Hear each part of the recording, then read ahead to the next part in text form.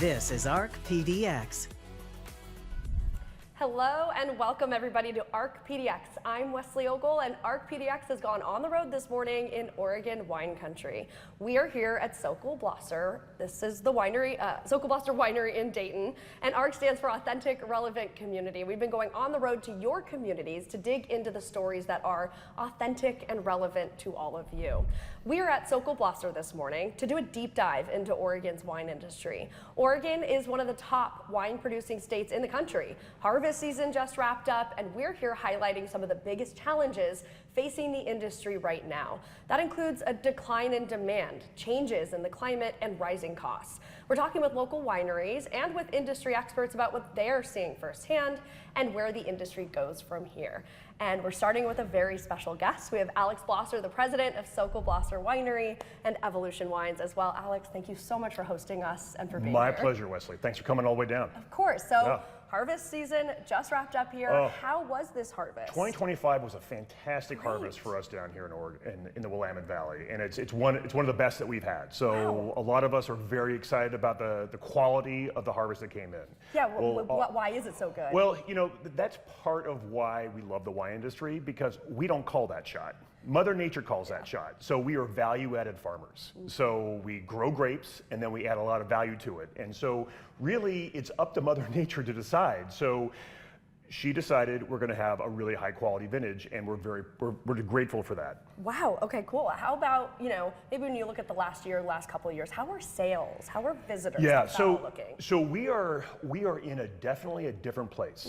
The past 30, 40 years, it's been nonstop growth for the Oregon wine industry. When my parents started in 1971, we were the 5th winery in the state. Wow. Now we have over 800 wineries. We have 40,000 acres planted in the state of Oregon. We contribute $7 billion to the state's economic impact from the industry. So the industry's grown quite a bit. And we always knew, Wesley, there was going to be a day when we're going to stop growing. And we hit that about 3 to 4 years ago. Okay.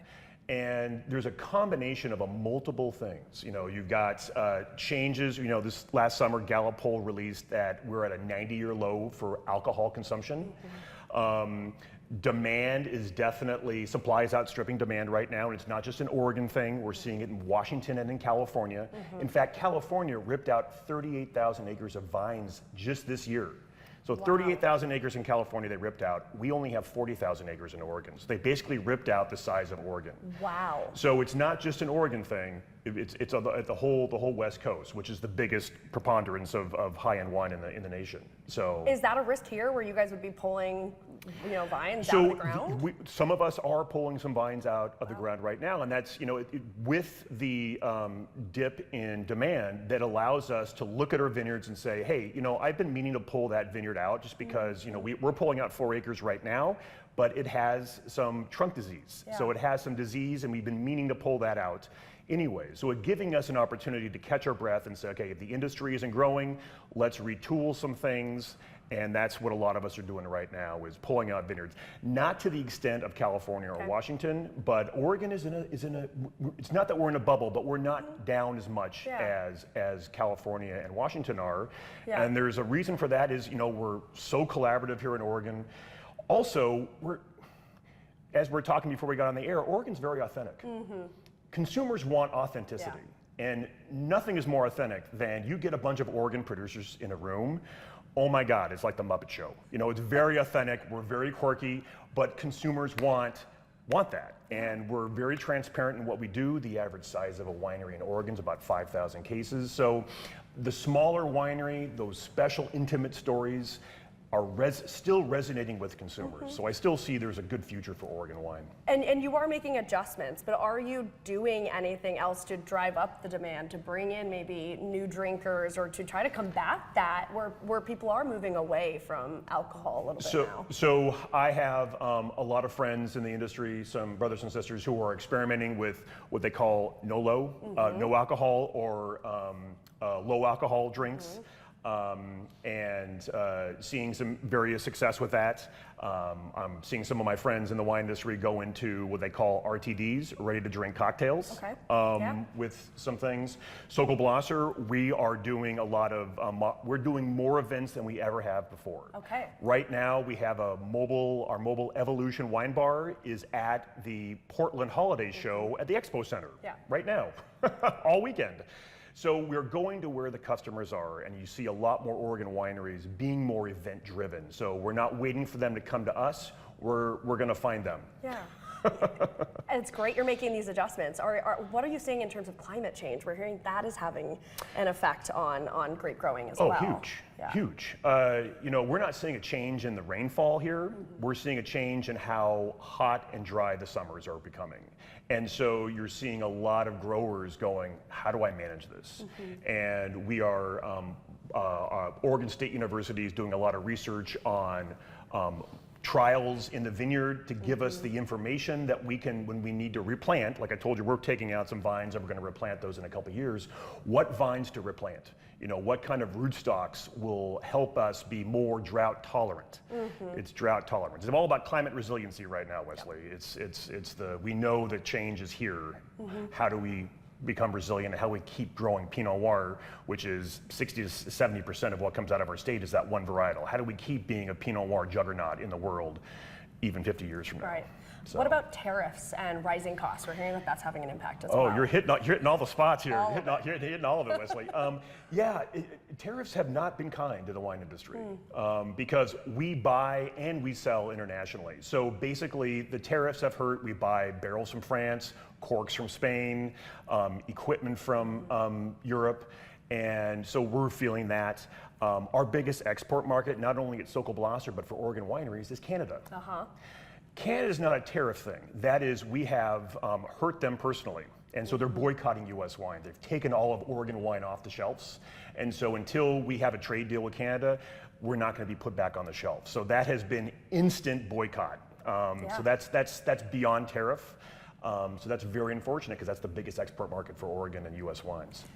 So when you think about all these challenges that you're hitting and you're facing and you're adjusting with, how do you feel as you sit here right now thinking about the future of the wine industry? That's why I'm grateful that you're here to have this conversation, because you know if it weren't for Oregon, we wouldn't have this wine industry. Oregon is so it has facilitated our industry. It's facilitated it because of its laws, its land use laws that protected these areas from development, and it let us grow grapes on these hillsides. Oregonians have been very supportive of the wine industry. And what we need now is just people to know that, hey, the Oregon wine industry isn't the shining jewel that it's always been in terms of growing. Now, hey, you know, maybe if you haven't been out to Oregon wine country, Thanksgiving weekend's coming up. I was gonna ask you a lot of us are open, and we would love to see people.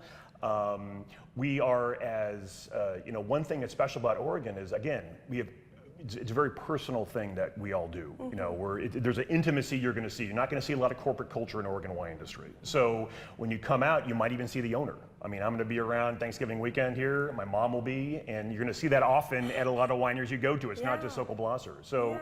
I think the future, I believe in the future for Oregon wine industry because I believe in ourselves. I believe in the community that we've developed. I believe in the people that have supported us. So we may not be as big as we've been in the past, but we're going to remain a big part of the landscape. And you know, beyond coming here to visit, drinking your wine, buying your wine in other places, anything else that people can do, the community can do to support you guys? Because we know how big the wine industry is for our state. The wine industry is probably one of the biggest agricultural drivers in the state when you consider the grapes and then the value add that we do with the wine and the hospitality.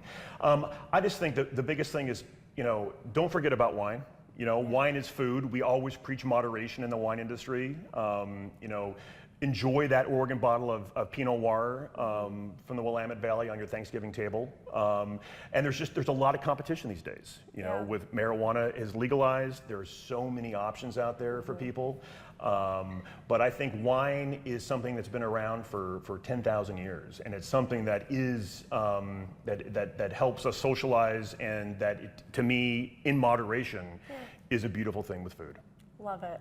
Alex Blosser from Sokol Blosser Winery. Thank you so much for having us here. Thank you. Have fun on Thanksgiving weekend. Everybody come out and meet Alex and his mom. Thanks. I wish I was going to be here. Well. One of the groups that plays a key role in the industry is Oregon State University's Wine Research Institute. You heard Alex talking about it just a moment ago. They weren't able to join us this morning, but we did want to highlight some of the work that they do. So according to their website, the OWRI is a collaborative research and outreach initiative. They work on research-driven solutions to enhance wine quality and ensure the economic and environmental sustainability of the industry. Some of their recent studies explored mealybug management and irrigation timing. Also, they have a smoke lab available to the wine industry and researchers to look at smoke impacts on wine products. The Institute also has a monthly newsletter highlighting research reports and timely topics. So let's start with the Oregon Winegrowers Association. This is an advocacy group focusing on the health, growth, and economic sustainability of Oregon's wine industry. So joining us now is Jana McKamey, Executive Director of the Oregon Winegrowers Association. Jana, thank you so much for joining us this morning. Thank you so much for having me and for covering the Oregon wine industry today. Of course. Can you tell us really quickly what the Oregon Winegrowers Association does? Well, for more than 40 years, the Oregon Winegrowers Association has been advocating, as you said, for the health, growth, and economic sustainability of the Oregon wine community. We are a member-driven advocacy group focused on the largest economic impact ag sector in our state. So can you tell us how this year's harvest was, statewide, especially maybe when you compare it to years past? Well, it was a really lovely vintage from all reports that we're getting. It was a bit smaller than other years and came in quite fast and furious, which presents some of its own challenges in terms of getting crews where they need to be. But from, a weather perspective and a growing season perspective, I think we're expecting this to be a really beautiful vintage, making some beautiful wines for Oregon. So it was really a nice vintage. Great. And as we are ending 2025, how is the overall health of Oregon's wine industry right now? Well, I wanted to point to just a couple of statistics about our industry, that we're home to more than 800 wineries, 40,000 vineyard acres. We're employing close to 40,000 people within the industry and associated businesses, and that contributes about $8 billion to our state's economy each year.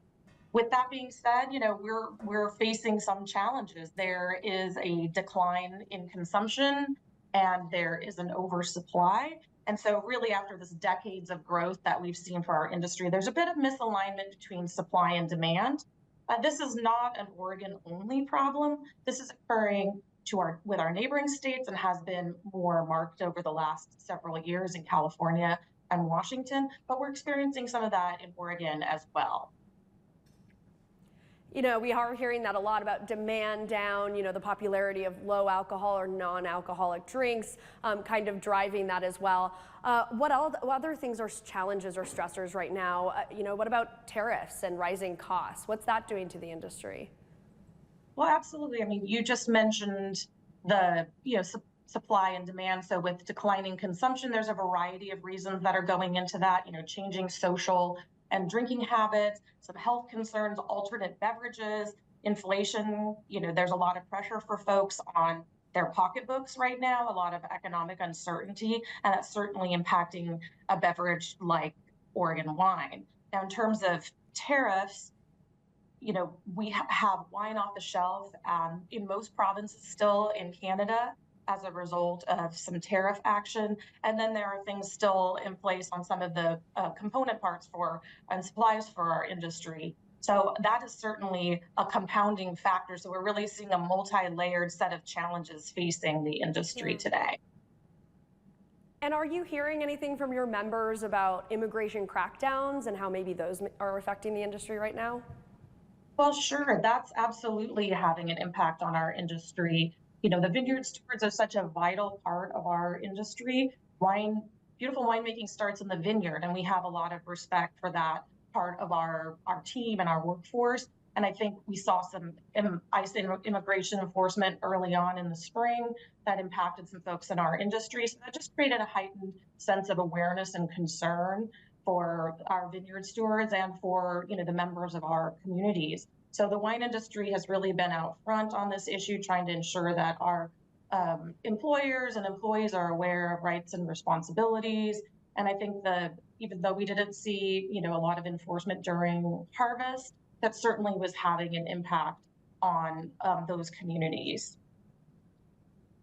Are you seeing anything individual wineries are doing, or is there anything being done, industry-wide or statewide to combat these challenges? Well, we as an organization have been working very proactively with our congressional delegation when there are particular instances that come up. And so I think there has been a lot of work done by the various associations, including the Willamette Valley Wineries Association and others, to just ensure that we have an understanding of rights and responsibilities and are also being supportive. There are some GoFundMes and other fundraising initiatives. And really, we're trying to lean on the community organizations that are most closely tied to these communities, because there are pre-existing organizations that have been working in this space for years, decades. And so we're trying to partner with those that have already been doing really important work in this space. One event that I want to note that's coming up this weekend is called Salute, and that's related to raising funds for healthcare for vineyard stewards. And this is a long-standing industry event that really showcases the value that we place on these individuals that work in our vineyards and ensuring that they are cared for and have the healthcare needs met. So that's coming up this weekend in Willamette Wine Country, and it's just a fabulous event. Great. So what's the sentiment like for you personally, and then maybe also when you're talking to your members? How does everybody feel about the future of Oregon's wine industry? I'm optimistic. You look at how winemakers forge their winemaking skills. It's not during the easy vintages. That really comes during the challenging vintages. So I think we have this reputation for quality. We have this beautiful state. We have a strong and resilient wine community. I don't want to gloss over the challenges, because there certainly are a lot of challenges facing our industry. But I think the collaborative spirit that is a hallmark of our industry here in Oregon can help pull us forward. Trying to come up with collaborative solutions and working together, I think there's a bright future ahead for Oregon wine. And we, really encourage our local community to support the industry where you can. Get out to this beautiful asset we have in our state, up and down the I-5 and 84 corridors. There's a lot of beauty out there, and we'd love to see you in wine country and help support our homegrown industry. And as I like to say, a bottle of Oregon wine is a tangible piece of our beautiful state that can be put on tables around the world, and it's really something to be proud of. I do want to ask you, just because the Oregon Wine Board's 2024 Vineyard and Winery Report shows that Oregon lost 67 wineries in the state last year. Can you estimate, do you have any idea how many wineries we might lose through the end of this year? I didn't really, estimate that. I do think that there's going to be, some winners and losers in all of this. And I think, I do want to highlight the growers. There are folks that are only growing grapes and selling those, and there's really a lot of pressure on growers this year, whether to lower prices or, not able to find buyers. So I think the different components of our industry are feeling the impacts. And I think, on the winery side of things, there's going to be some adjustments that have to be made. And so I couldn't estimate, but I certainly think that we're going to see impacts, across the industry this year. And there's a few approaches that folks can take. There's idling of vineyards to, farm them in a way that preserves the quality but doesn't produce a crop for that year. So I think going forward into this next growing season, we're going to see some different strategies deployed to try to, kind of get through these next several years. I do want to note, that alcohol consumption is at a 90-year low, and, wine consumption is down. So it's just a reality that we're facing right now as an overall industry, not just here in Oregon. Yeah, definitely. Jana McKamey from the Oregon Winegrowers Association, we really appreciate you being on our show this morning and giving us all that insight. Thank you so much for the opportunity. Joining us now is Erik McLaughlin, the CEO of Metis. He is an advisor and a consultant for the United States wine industry, but he focuses on Oregon and Washington. And he was actually named one of the top 50 wine industry leaders in the world by Wine Business Monthly. So it is an honor, Erik, to talk to you today. Thank you so much for joining us. Oh, thank you for your attention to the Oregon wine industry. Of course. Okay, so first, can you just give us like a status report on the health of Oregon's wine industry right now? Maybe when you're looking at all aspects of this, from the growers to the makers to the distributors, wholesale. Sure. Yeah, Oregon's experienced a tremendous amount of growth over the last 50 years and almost unmitigated success for a long time. And once we entered the COVID period, we were really worried about the impact of tourism that so many of the Oregon wineries rely on. And it actually turned out to be a boon for the Oregon wine industry there too. So it created a bit of a bubble that we're seeing a correction from currently. So we are seeing a downturn in the industry, and wineries and growers are starting to struggle, but it's really a reversion to the mean. We're not seeing the sky is not falling, though it feels like that for a lot of wineries and a lot of grape growers. But we're seeing kind of a new level set to the industry.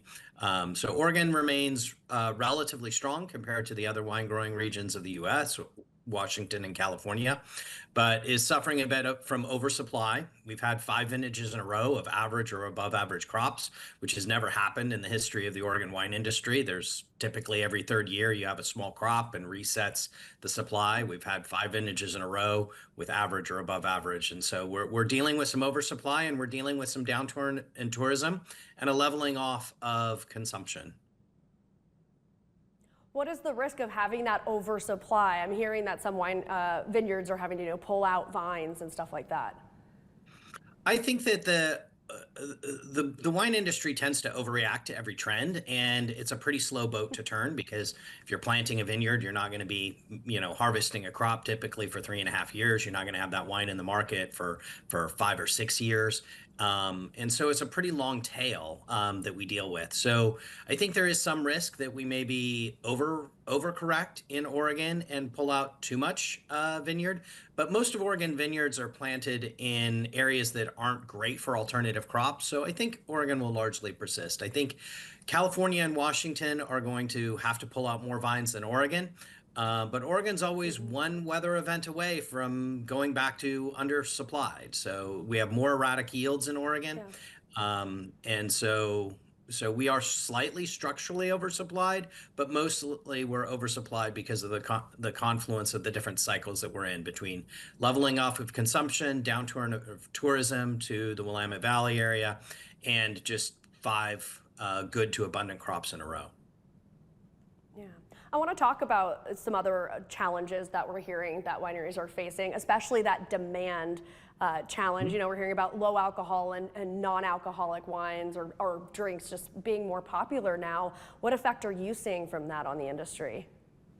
I think the talk about that is greater than the actual threat to the industry. I think people are changing the way in which they consume or not consume, and we are seeing increased moderation, but I think the threat to the industry is more overstated than we realize, than it actually is. So low alcohol and no alcohol wines, that's a good thing, actually. I think it keeps people engaged with wine and gives them something to enjoy in a different occasion. I don't think that is a threat to the industry. I think an anti-alcohol movement is a threat to the industry. But the real issue is that we've had unprecedented levels of entry to the industry every year for many years. Oregon, only in the last couple of years, has started to decrease the number of wineries that we have. We simply have too many wineries in the U.S. I mean, the barriers to entry are significant, but it hasn't kept people out of the market. It's a sexy industry that people want to be in. And we every year for 50 years we had a few more wineries each year, to the point where we have roughly 1,000 wineries in the state of Oregon, many more than that in California, and about the same in Washington. And the market just can't sustain unprecedented levels or continuous levels of growth of new brands like that. So I think we're going to see a contraction of the number of wineries, and that's going to be healthy. On the other side of this, we're going to be a smaller industry, but a healthier industry. We just have too many players, and that's unfortunate for the people that won't make it. But as we rebalance that, we'll go forward as a healthier industry. Can you tell us maybe what advice you have for these wineries that maybe are struggling, and maybe they do feel like maybe they will be one of the ones to go away? What advice are you giving businesses like that? Yeah, cash flow management is key. The wine industry, particularly if you're growing grapes, but even if you're just buying grapes, you're tying up capital into inventory for a very long period of time. And so looking at a long-term cash flow management program is essential to kind of secure your own oxygen mask. I mean, we're seeing wineries right now struggling to make payroll, struggling to pay their grape bills, but they have a couple $1 million worth of inventory on their balance sheets. So tightening up inventories, focusing on conserving cash flow to just kind of make it through, and then getting creative about how to bring more people out to wine country. 90% of Oregon wineries are small wineries, and they're heavily reliant on direct to consumer. And so figuring out more creative ways, largely to work with your neighbors, I think, to bring more tourism out to wine country. We see a lot of individual wineries doing innovative programs that aren't even really wine related to get people out. I saw one recently that was doing pumpkin chucking out at the winery. And I don't know if those kind of gimmicks are the right solution, but just finding more ways to engage with consumers to make it fun, because the consumer now is more interested in experience than product, and product is how the wineries monetize that and their relationship with the consumer. But we have to provide more than just product. We have to provide experiences for people. Yeah, and you have a positive outlook on this, but what would have to happen, or what trends would you have to see to maybe have a more negative view of this and start to actually get worried about Oregon's wine industry?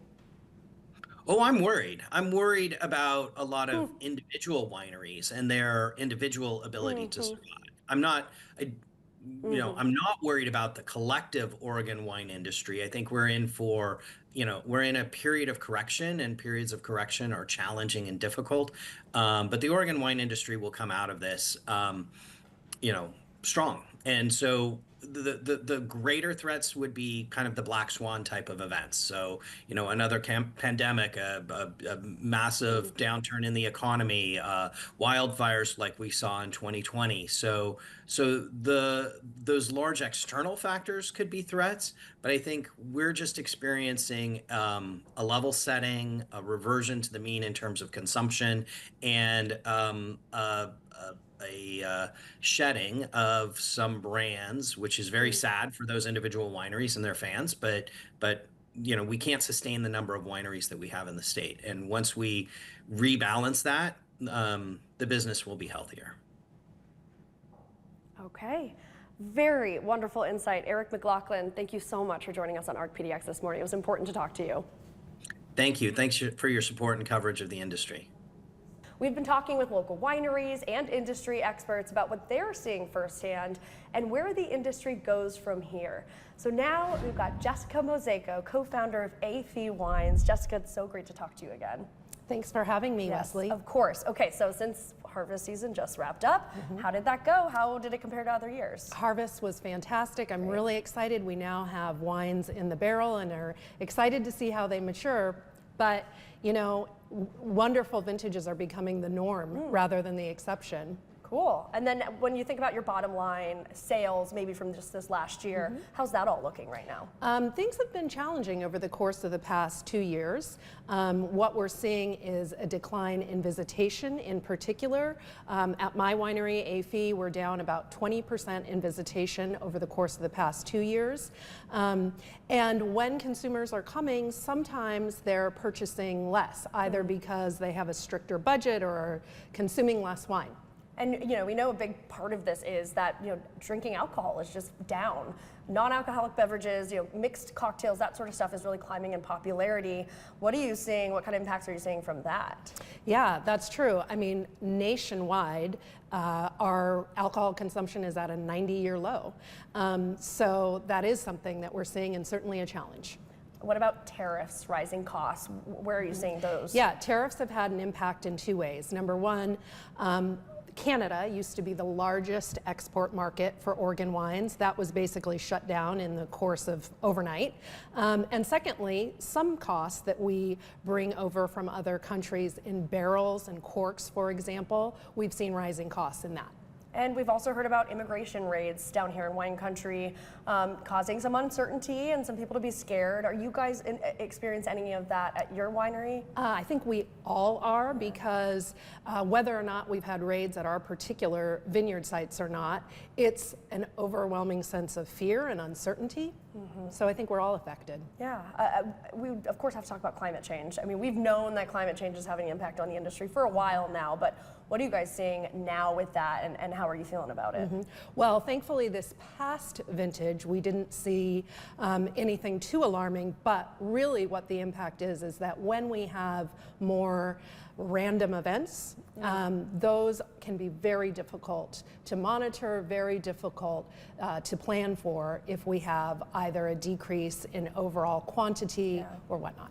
Yeah, that's hard to plan for sure. Any other adjustments though, or changes that you guys have been making, or maybe thinking about making as you're facing all of these challenges? Absolutely. Well, for climate change in particular, I personally planted at an elevation that I wouldn't have planted at maybe 15 years ago, but I do believe that as our climate warms, higher elevation is one strategy that we can take. Okay. Anything that you're doing to maybe combat the demand or visitors, trying to get more people in or more people to drink your wine? Well, I know I am personally spending more time on the road, going to partners in other states, and trying to spread the word about Oregon wine. Are you seeing anything industry-wide, like any of the associations or leaders in the industry maybe getting people together to say, hey, we need to do something about what we're dealing with here? Absolutely, and I think really the focus on community and collaboration is what's going to get us through this challenging time. Okay, so maybe more events together. I know people are sending, wine to more events that are happening in town. Absolutely. Stuff like that. Okay, the Oregon Wine Board's 2024 Vineyard and Winery Report, so from last year, it showed that the state lost 67 wineries in that year. Do you have any sort of idea how many wineries we could possibly lose this year because of what we're dealing with? I don't know, but I do think that from our peak at 800 wineries, we're probably likely to see another decrease, both in wineries and also in vineyard planted acres. I think both of those things are likely to continue to come down a bit. So when you're sitting here and you're thinking about everything that the industry is facing and you guys are dealing with, how do you feel about the future of Oregon's wine industry? I'm still extremely optimistic because the things that have made us unique as the Oregon wine industry are still core and there. Just this past week, Decanter magazine came out with a review of the 2023 vintage, which is what a lot of us are selling in the market right now, and rated it a 5 out of 5. Awesome. So we continue to get accolades for the quality that we're producing. We are leaders in the wine industry for sustainability initiatives, and we really have a sense of community that I think is going to get us through this. So give us an idea of how big of a deal wine is for the state of Oregon. It's a big driver for our economy. It absolutely is. The Oregon wine industry contributes 40,000 jobs, over $2 billion in wages. So really, when we think about the pressure on the wine industry, it affects us all as Oregonians, not just us as the wine industry. So it sounds like all of us need to maybe take a little bit of responsibility here as Oregonians.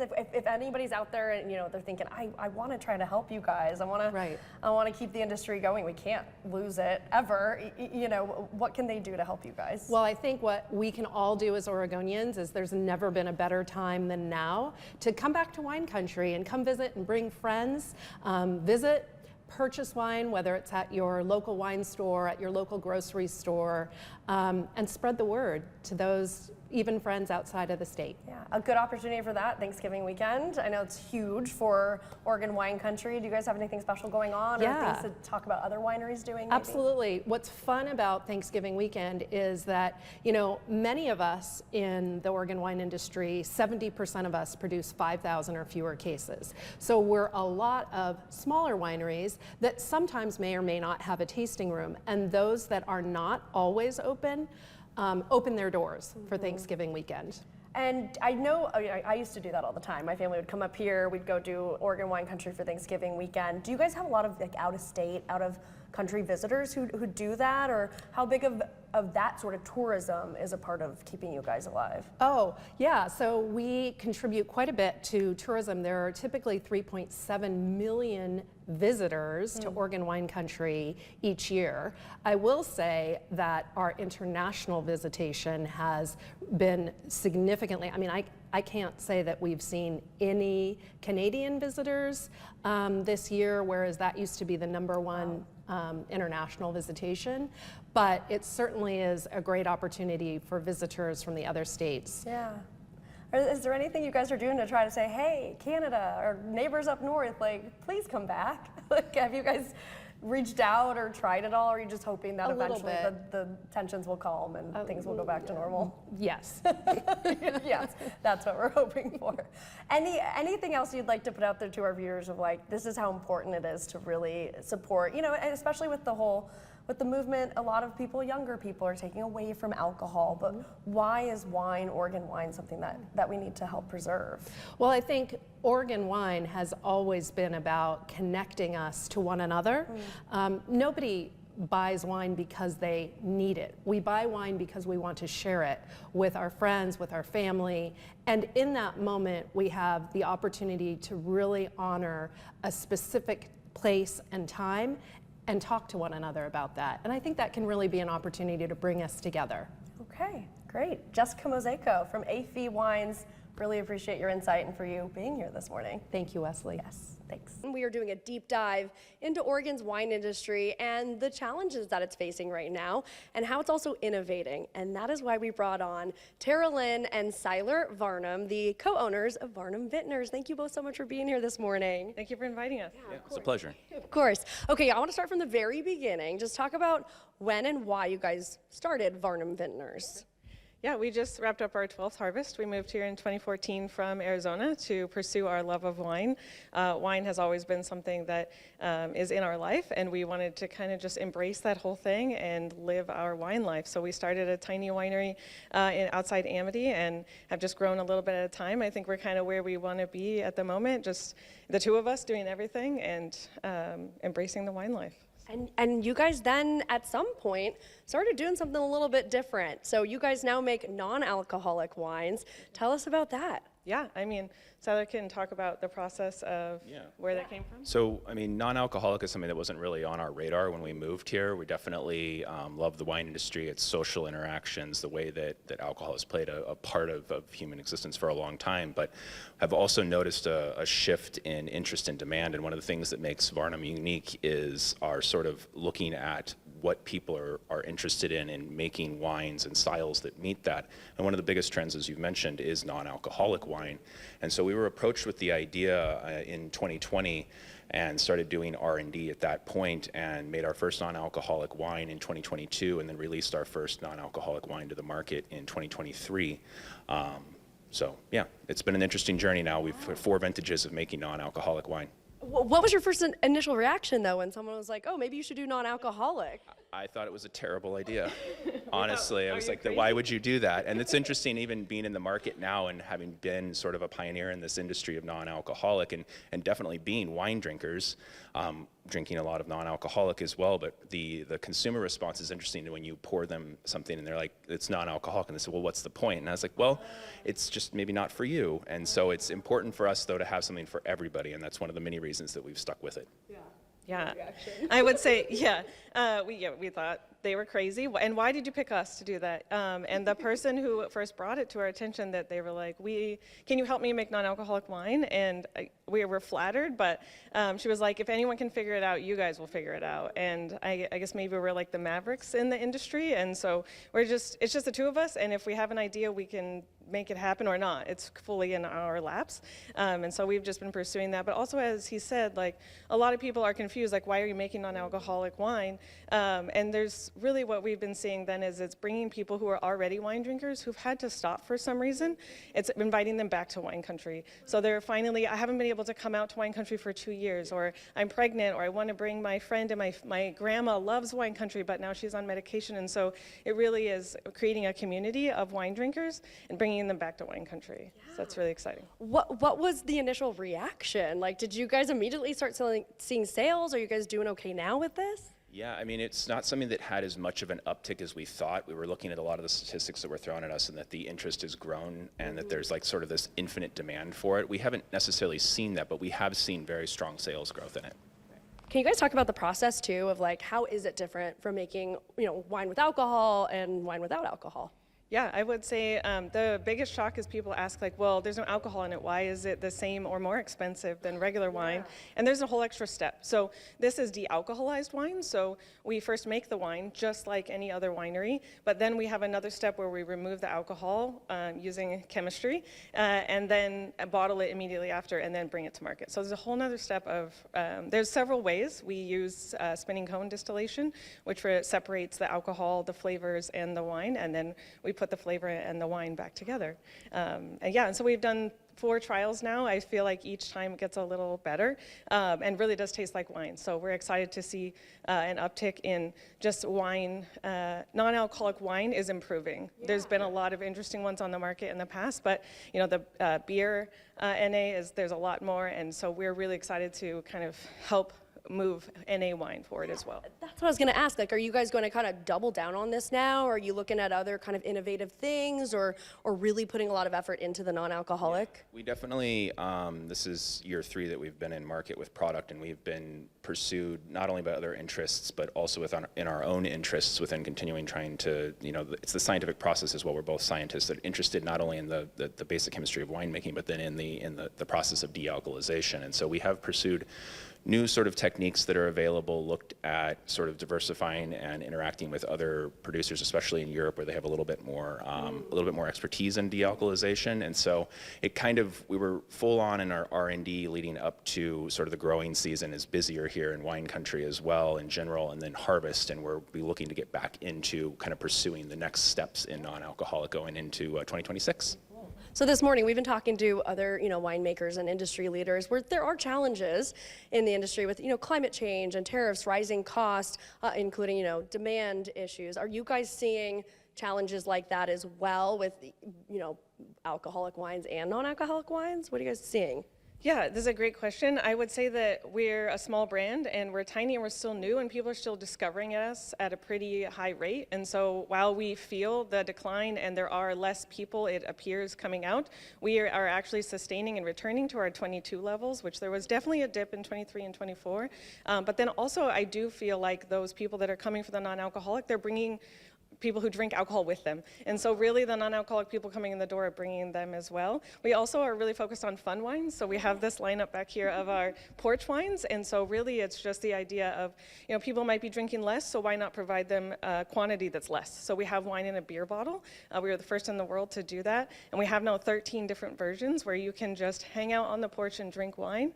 And I feel like that attitude is kind of making it more approachable. We're bringing in, we have a lot of young visitors coming in, and they're finding us in in ways we wouldn't have expected just by, word of mouth and like, just go hang out. You can bring your kids. We're trying to make things really inviting so that everyone feels welcome, whether they drink or they don't drink, what age they are. And so everyone can have a good experience at Varnum. And so I think that's really paying off dividends right now in the decline. So how do you guys feel when you're looking at the future of the Oregon wine industry? How does it make you feel?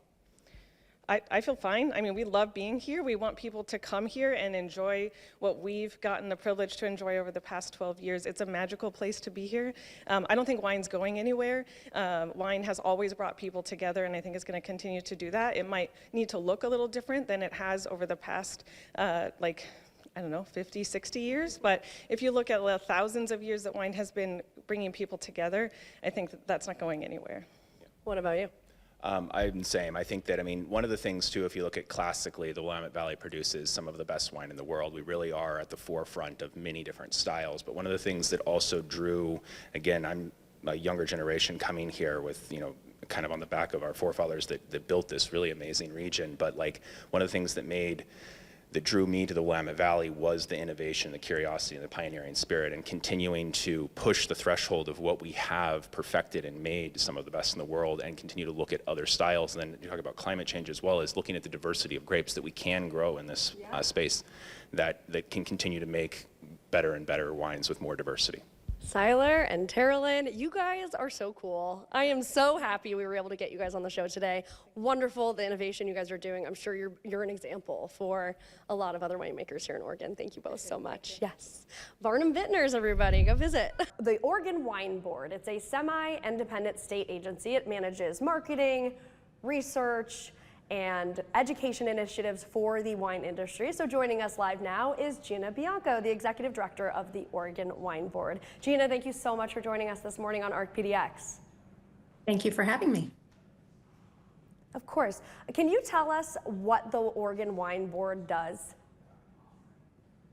Well, we are primarily a marketing organization that focuses on marketing Oregon wine across the world.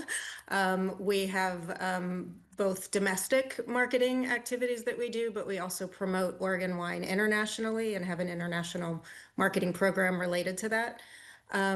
Domestically, we do local campaigns, we do national campaigns, but ultimately our goal is to raise awareness and elevate the Oregon wine brand across the country, increasing participation in our products and access to those products across the country. And how important is the wine industry? Oh, excuse me. Go ahead, Gina. No, that's fine. Please, let's move on. Okay. Give us an idea of just how important wine is to Oregon's overall economy. Oregon has a significant impact on the economy. Unfortunately, our last economic impact study was done based on the 2022 year. And so that information is very different than what we're seeing today due to economic and cultural changes that are happening in the environment. And so we expect to see something different as we start to build out that economic impact study for the 2024 year. So what are you seeing right now? How is the health of Oregon's wine industry right now?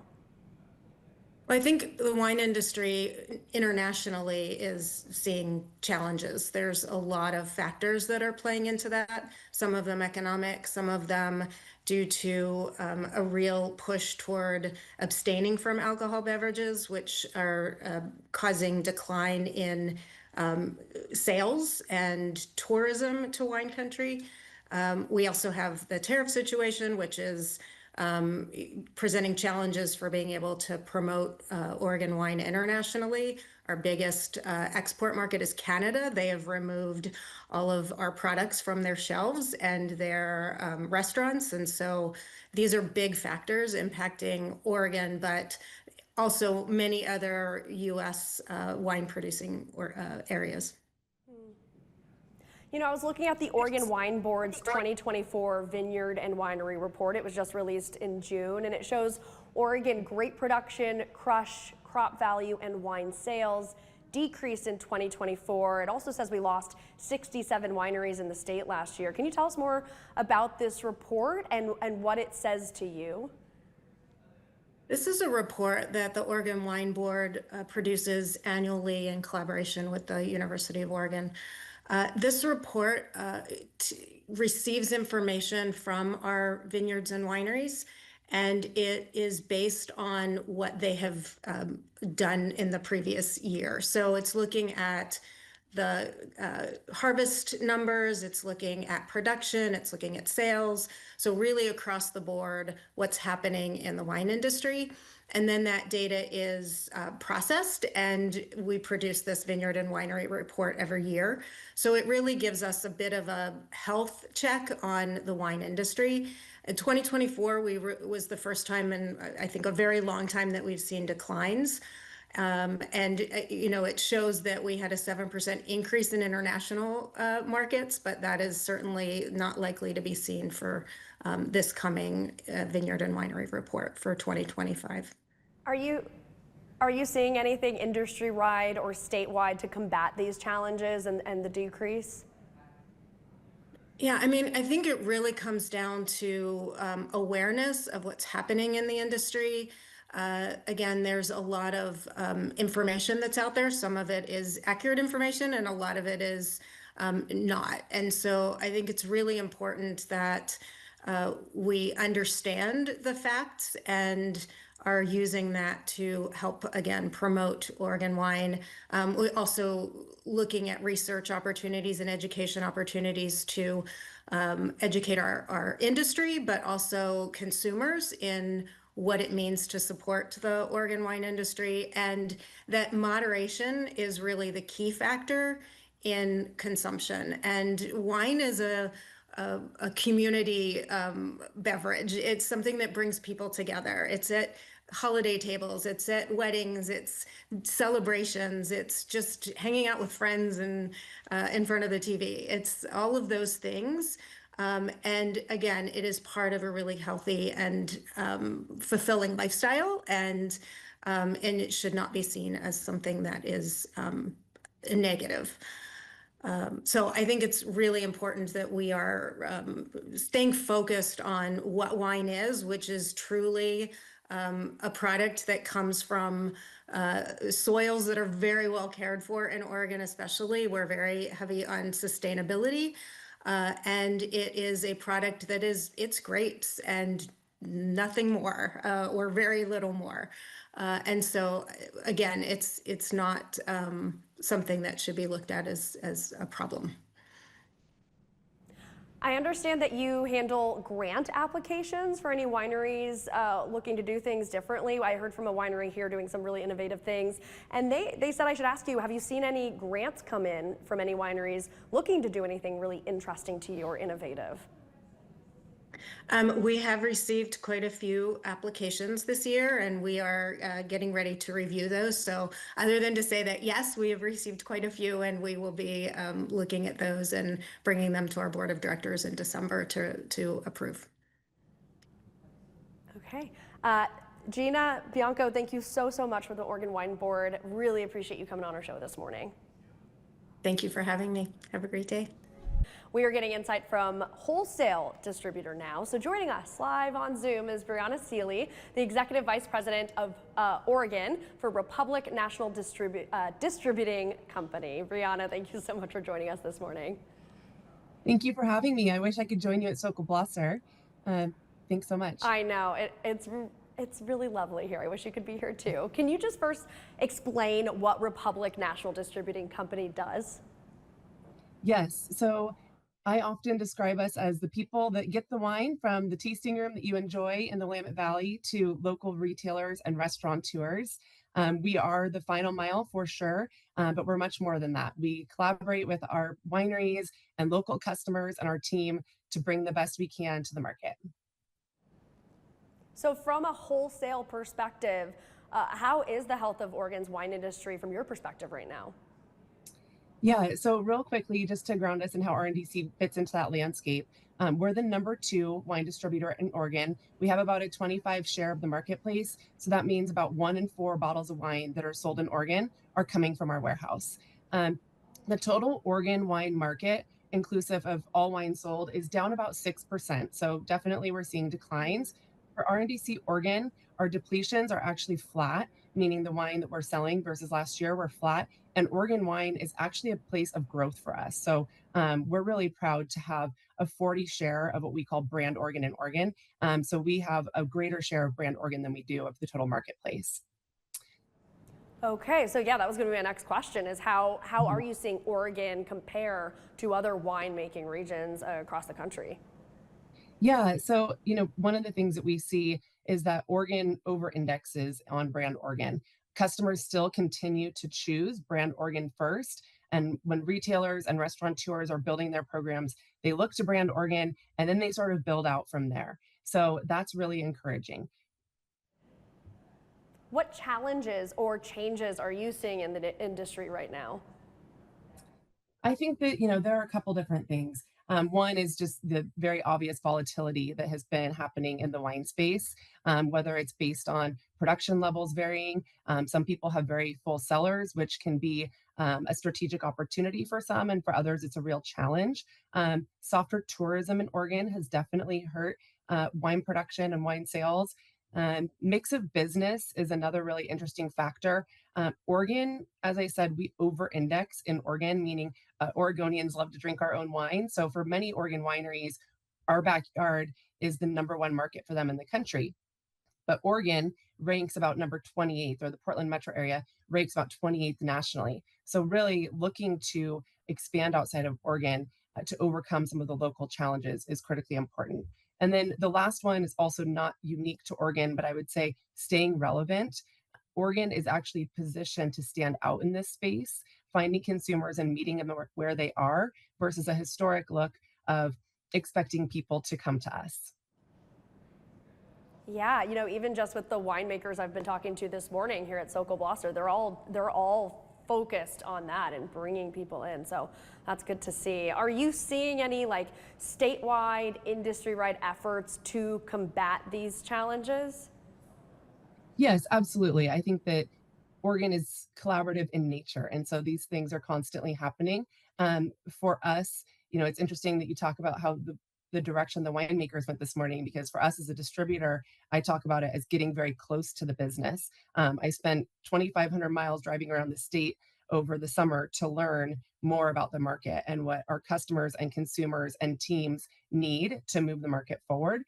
So I think that's a really important piece as well. And I want to talk about where we go from here. What does the future of Oregon's wine industry look like?